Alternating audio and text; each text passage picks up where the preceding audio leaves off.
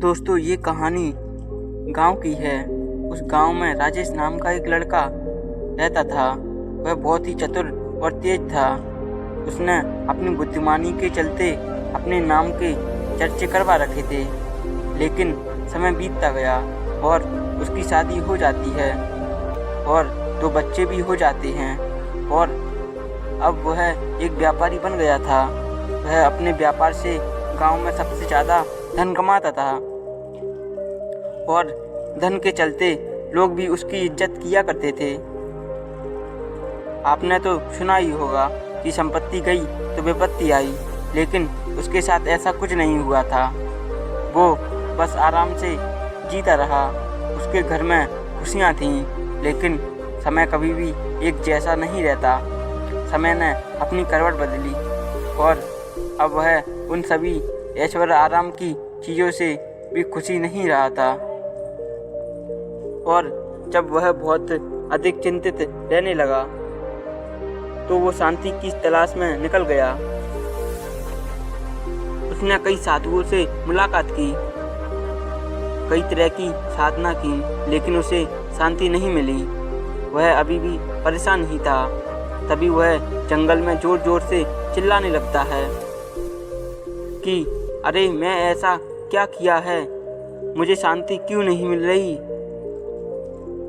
और उसकी इस तेज आवाज़ से एक नदी के किनारे एक साधु ध्यान में लीन थे।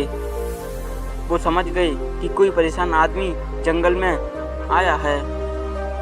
पहले तो वो साधु वहाँ आए और उन्होंने राजेश से कहा कि तुम बहुत ही किस्मत वाले हो कि तुम्हें इतने दिन किसी जानवर ने नहीं खाया,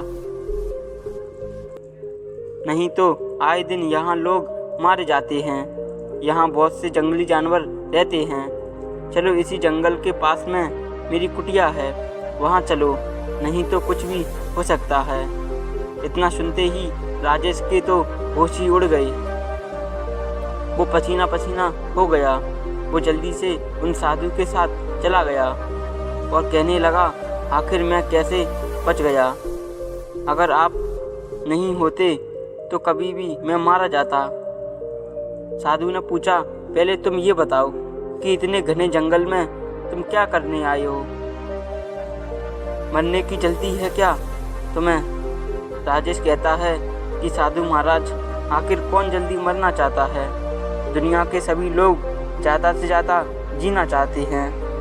फिर साधु महाराज ने कहा, तो क्या बात है, मुझे सारी बात बताओ। फिर राजेश कहता है कि साधु महाराज, मैं अपने गांव का सबसे चतुर और बुद्धिमान लड़का था। मेरे गांव में मेरी बुद्धिमानी के चर्चे थे, लेकिन समय बीता और मेरी शादी हो गई और मेरे 2 बच्चे भी हैं, लेकिन अभी मैं खुशी खुशी ही रहा था।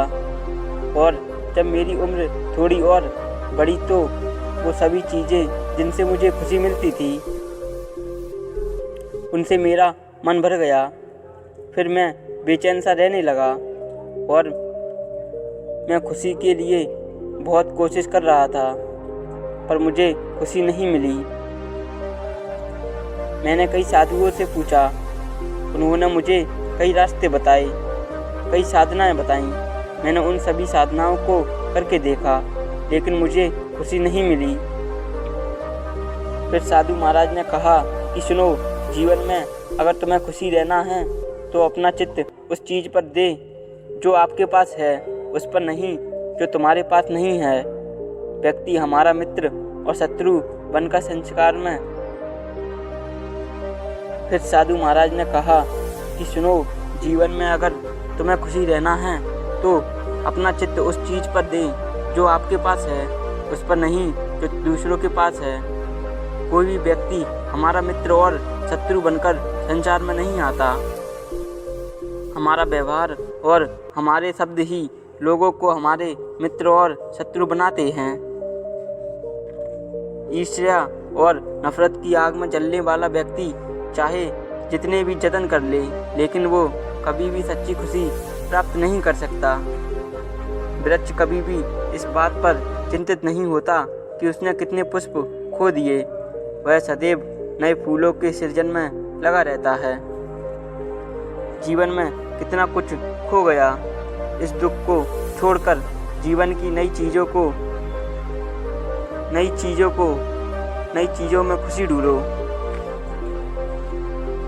इंसान हमेशा अपने भाग्य को कोसता रहता है, यह जानते हुए भी कि भाग्य से बड़ा उसका कर्म है, कि उसके हाथ में है।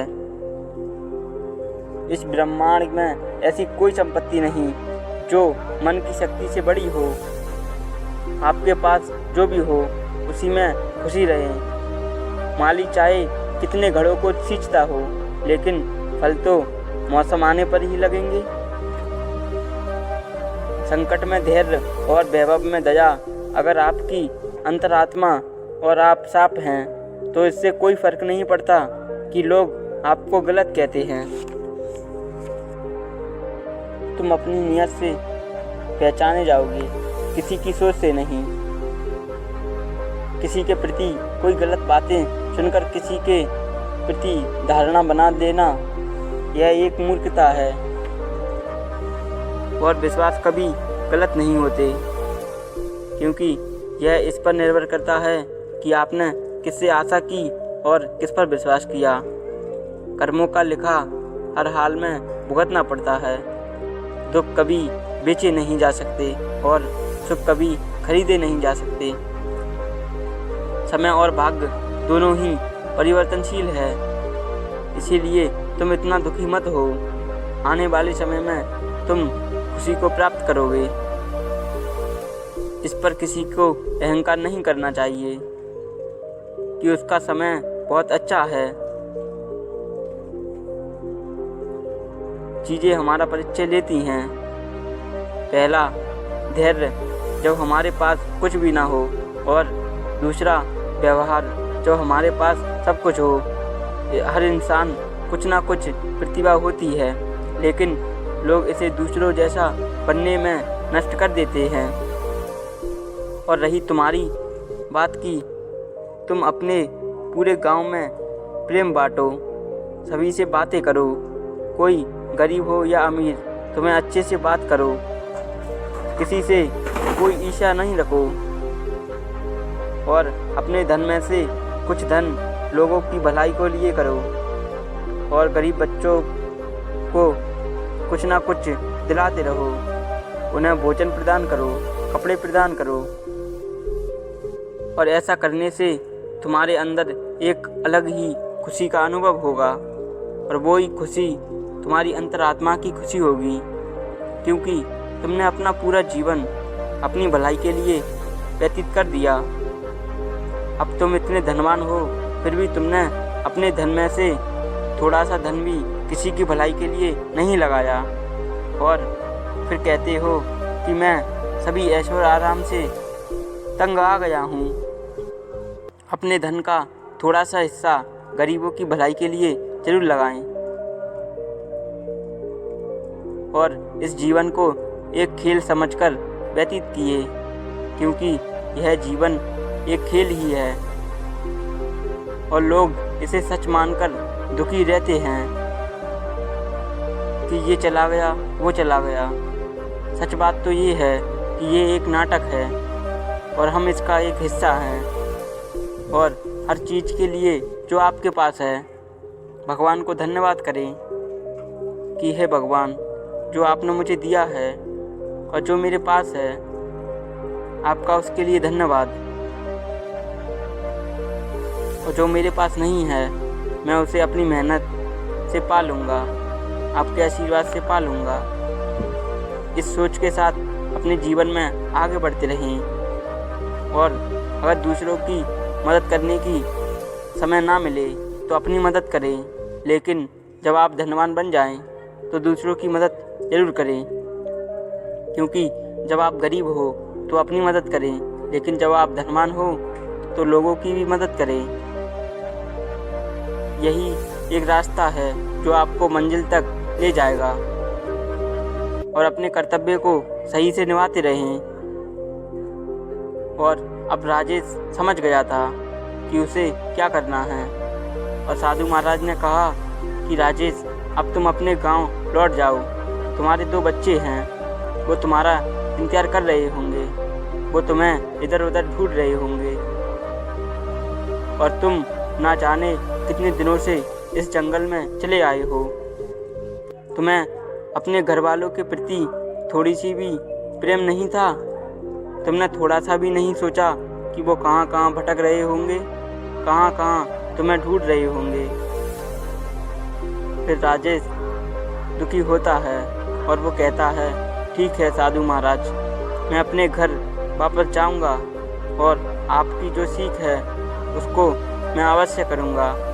फिर वह अपने घर चला जाता है और गरीबों की मदद करने लगता है। गरीब अमीर सबसे एक बराबर बात करने लगता है और धीरे धीरे उसे खुशी मिलने लगती है। वह समझ गया कि सभी को एक नज़र से देखना, किसी को जलन की भावना से ना देखना, यही हमें सच्ची खुशी का अनुभव कराता है।